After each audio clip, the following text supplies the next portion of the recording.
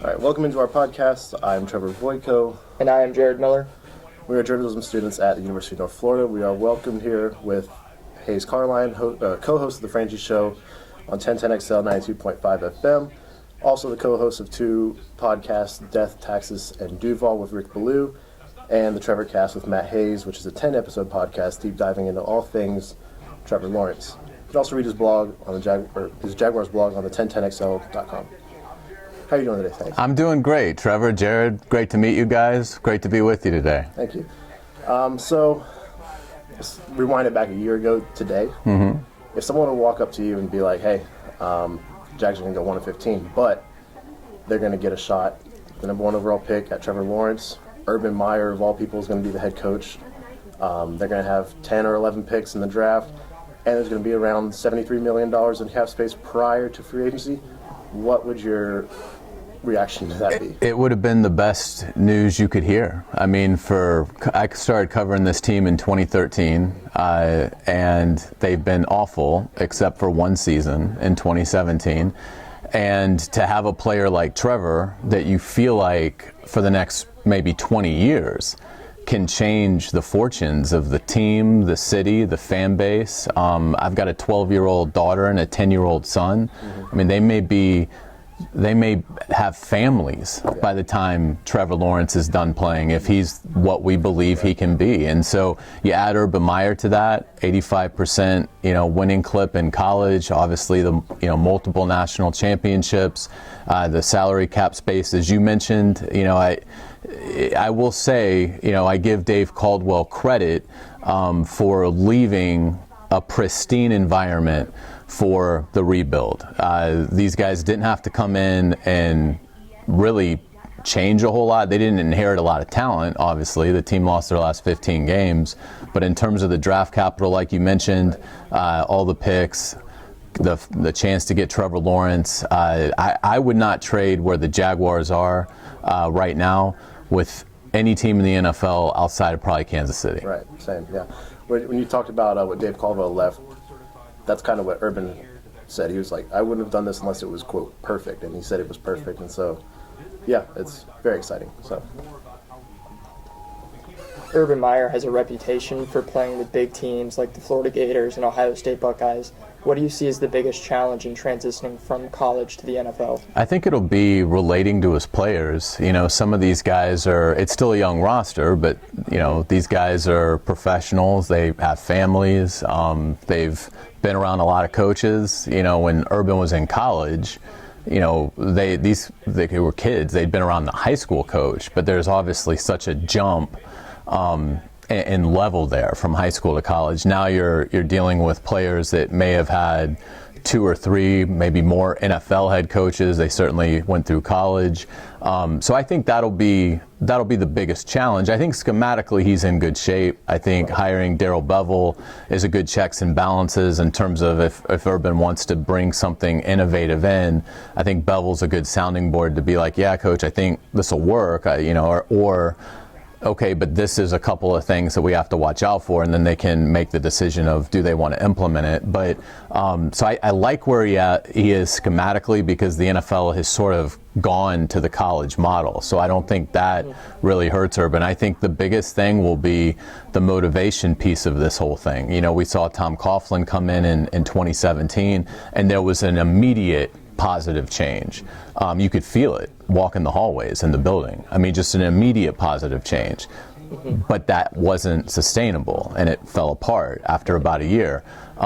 So Urban Meyer has to find a way to motivate the players and then keep them motivated if they're really going to have the sustained success that we hope that they will have. But again, that's where Trevor plays such a big role in that, because if he becomes a top 5 quarterback in this league, particularly you hear people talk about how grounded and humble he is and what a great leader he is, that makes Urban's job a lot easier. Right.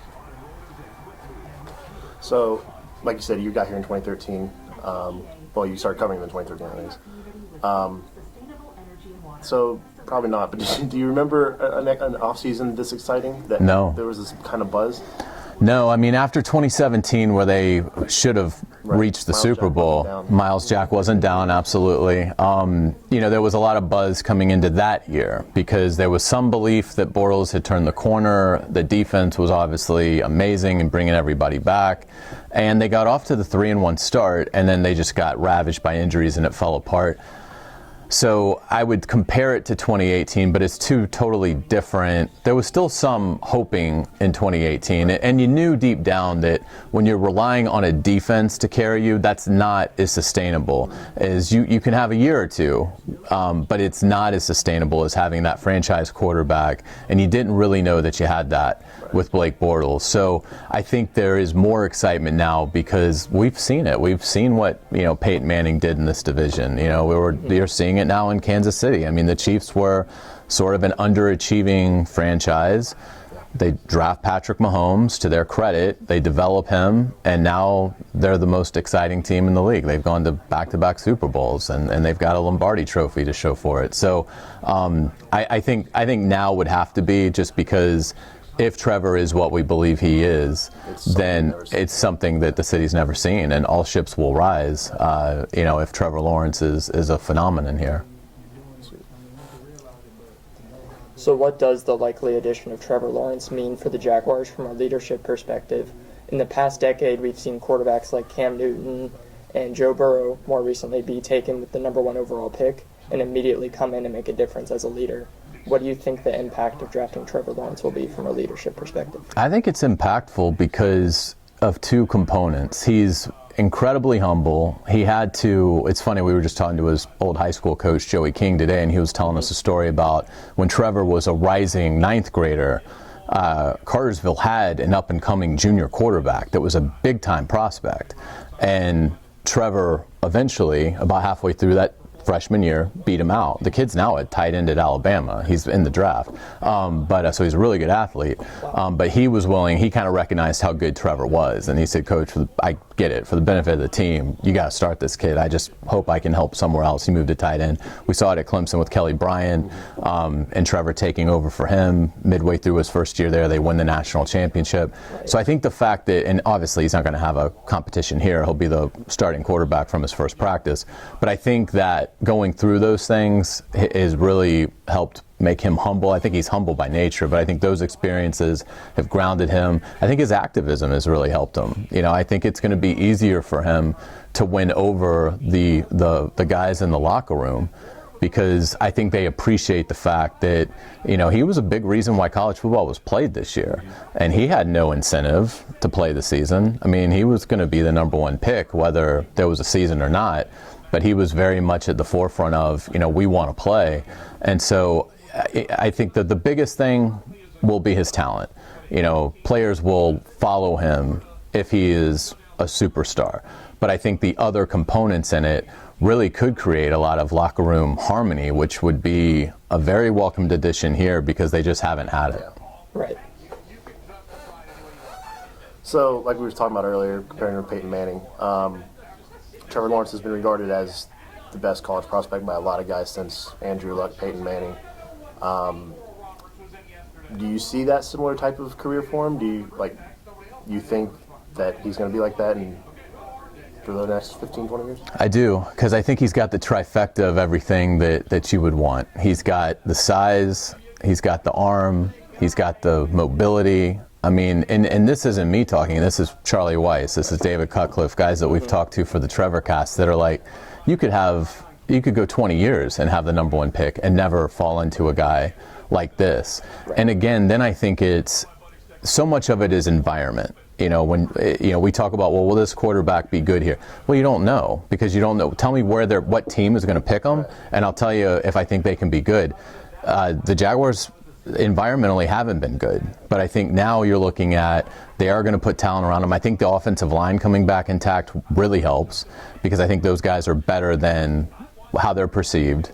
And so I think that helps. He's not going to be relying on rookies to block for him. They have some other things that they still have to get fixed through the draft, receiving tight end. But the receiver position looks pretty well. He's a running back he can count on, and James Robinson. So I think environmentally there's some really good things here that should help him get off to a good start. And yeah, I think when you compare him to Luck, I think he's ahead of Luck. Even Peyton Manning, in that draft, there was a big debate over, is it Peyton Manning or is it Ryan Leaf? And so there's nothing to suggest that Trevor isn't ready for this. He's got a great family. He's getting married in April. So everything about him suggests stability, grounded, humble, but phenomenally talented, and that should equal a really productive player, which should make the Jaguars good if they can do the things around him that they need to do. But the owner spends. Urban Meyer, we believe, is very gifted at his craft, even though this is new to him. So, you fingers crossed. But you kind of have a feeling that if this doesn't solve it for the Jaguars, it can't be solved. Yeah. Like everything's aligned, right? It's just right. It has to happen now. So, for example, when Lamar Jackson entered Baltimore, there he switched from more of a West Coast offense to a balanced rushing attack. Do we see the addition of Trevor Lawrence changing what Jacksonville's trying to do offensively? I think so. I think you'd have to incorporate some of the run because he's so good at that. Right. Now he's going to need to be smart about contact, but he does have the size. He's got, he'll gain weight. I think he was 213 at his pro day. He'll probably play at 225. So you don't want him lowering his shoulder a lot, but he has such good running ability that I think that they will incorporate that somewhat. Plus, it's something that we know that Meyer just likes to traditionally to do with his offense. So, I think you would want to harness all of it. I don't think you would want to just rely on Trevor's running when he has to scramble out of something. So I would think it will be a component for sure. Right. So besides drafting Trevor Lawrence, where do you see the Jaguars going in this year's draft? At 25, I think you can go in a number of different directions, whether that's obviously pass-catching tight end is a major need as we speak right now. They could make a trade for Zach Ertz or something to that effect, but so where's that board at 25? It looks like they'll probably have their pick of the post Kyle Pitts litter right. at 25, but that, they also have 33, 45, 65. So tight end, speed receiver. They signed Philip Dorsett, but I think he's a placeholder. I think they'd love to get a really dynamic receiver. So if a guy's there at 25, if Kadarius Toney falls, that could be. And then, you do have to think about your future at tackle, offensive tackle, with Cam Robinson's on the franchise tag, which doesn't give him much security here moving forward beyond this year. Mm-hmm. So do you invest at 25 in a left tackle that can push Cam Robinson, or maybe provide insurance and be a swing tackle there? I think there's a number of ways they can go. Christian Barmore, defensive tackle. If he falls, some people think that's too high, but it's a big need. And we know Urban's committed to building up that defensive front. They've done a nice job in free agency, but the draft is really how you cultivate that. So I think they're in a good spot because I think at 25 there'll be a player there that we're not anticipating, and it'll be like, wow. The only one that I don't really buy is the TCU safety. I don't think Morig. Yeah, I don't think at 25 I'd go safety for me. And with what I think they want to do there, I'd address that later. I see it as a need, but I don't know that I'd use the 25th pick for it. But I think if I had to pick it today, I'd say receiver at 25. But there's a number of avenues they can go. And again, that's the beauty of what they inherited. 25, 33, 45, 65, all those players have to be immediate, impactful players for the Jaguars if they're going to take that huge leap forward in 2021. Sure. And it's a good year to draft receiver too. Jamar Chase, Devontae Smith, absolutely. Marshall, Kadarius Toney. There's plenty of options for them at 25. Yep, absolutely. So James Robinson, heck of a rookie year. He had a 1,000-yard rushing season, Pro Bowl snub. Yeah. Absolutely. Do you think, or how important do you think it'll be for Trevor Lawrence to have a stable running game to kind of take that pressure off of him? I think it makes all the difference in the world. I think it's one of those things that it allows him to lean on something, and it makes the defense have to be honest, because the beauty about James is, everybody's like, well, he's not a home run threat, he's not fast, that's why he wasn't drafted. I almost think you'd prefer to have his style, where you can almost bank on he's going to get you 4 or 5 yards. Now he may get you 12. He's not going to get you a lot of 67s, but to me, yeah, I think from a quarterback perspective, I'd rather have the 4 or 5 yard guy that I can almost consistently count on that, as opposed to 0, -1, 3, 67. Right. And so 10, I'd rather get to 3rd and 5 and rely on Trevor. Right, exactly. So I think James Robinson will help him in terms of being in good down and distance situations, which again will help him in terms of what defenses want to do. And I think they'll address running back in the draft as well. I think they need to add a pass catching component at running back, and that's something that they can use one of those 4th round picks to acquire. Anything other than Carlos Hyde, yes. which was a joke of a sign. I don't get that, but so the Jags had the 2nd fewest sacks of any team in the league last year. What do you think they should do to return to the whole Jacksonville thing? Yeah, well, I'll say this. We talk about rush and cover. Well, the cover component, I think they've done a nice job with Griffin and Henderson. I think that they've got something there where the quarterback might have to pat the ball a little bit more. Rayshon Jenkins at safety, I think, helps that. We'll see what they do at the other safety spot. And then I really like what they have at linebacker with Josh Allen and Chason to a lesser extent. But I think he'll be better suited for what Joe Cullen wants to do. And, I'll be interested to see how much they use Miles Jack in terms of blitzing and things like that.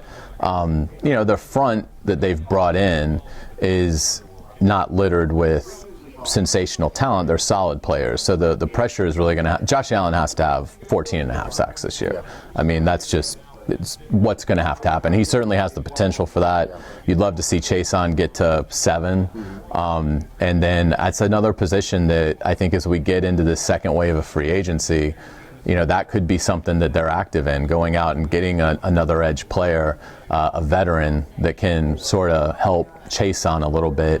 They're going to need 3 anyway. Yeah. So, the Smoot re-signing, I like Dewan, but I was, that kind of, I don't know in a 3-4 how he's going to be with that. Obviously they feel like he's going to be good, and we'll see, but I'd add a little more at edge. So looking at how much the Jags had in cap space, what is your outlook on their free agency class? I think it's a B. I would have liked to have seen something at tight end, and I guess I can give them a little bit of a pass that Belichick decided to take all of them. So, that was disappointing, because I do worry about a rookie having to come in and do that. But I really like what they did on defense. They had to rebuild the defensive front. They've done that.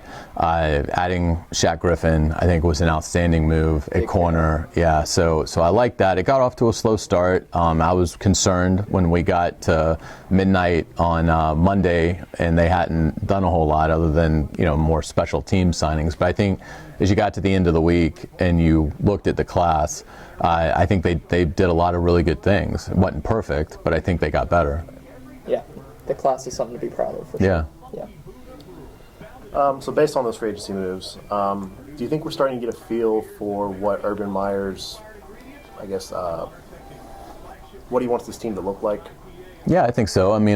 Speed was certainly emphasized with Dorsett on offense, and I think that he's just here until either Tony or Moore or Atwell or whoever they get. But I think he'll have a battle on his hands. But and then again, Urban was very upfront about the commitment to the defensive front, and to see all those guys that they brought in, it's so helpful that they know they've got Trevor. They don't have to wait on a domino to fall. They're not sitting at 2 and hoping.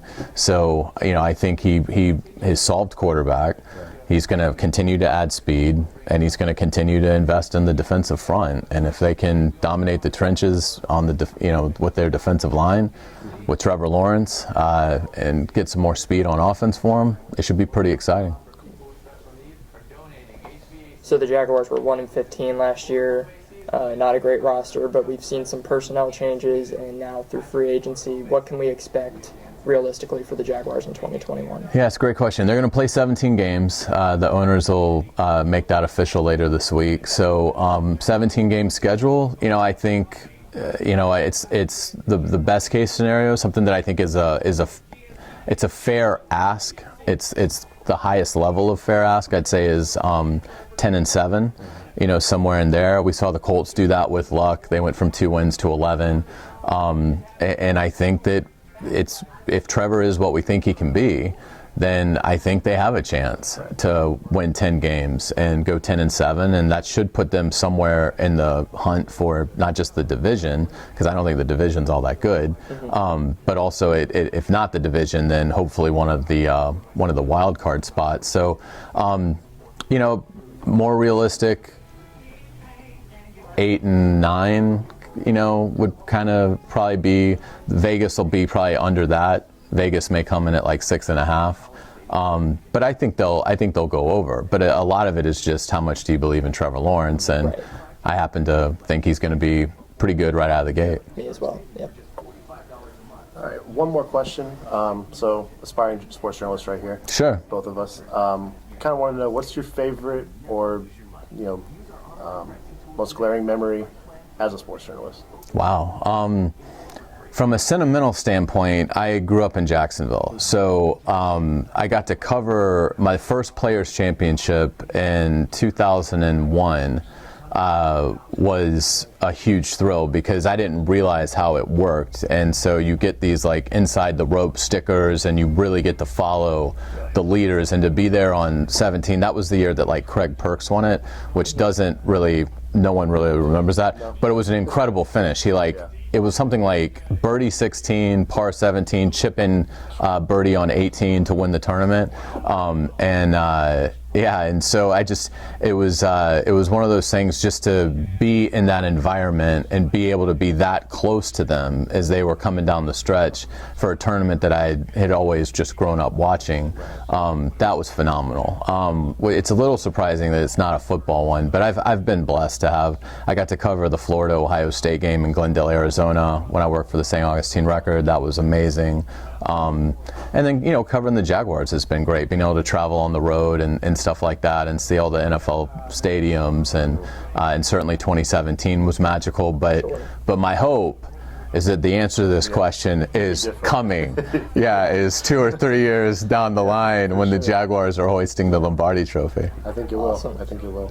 Well, appreciate it. Sure thing. Thank you, gentlemen. Pleasure meeting you. Pleasure to meet you.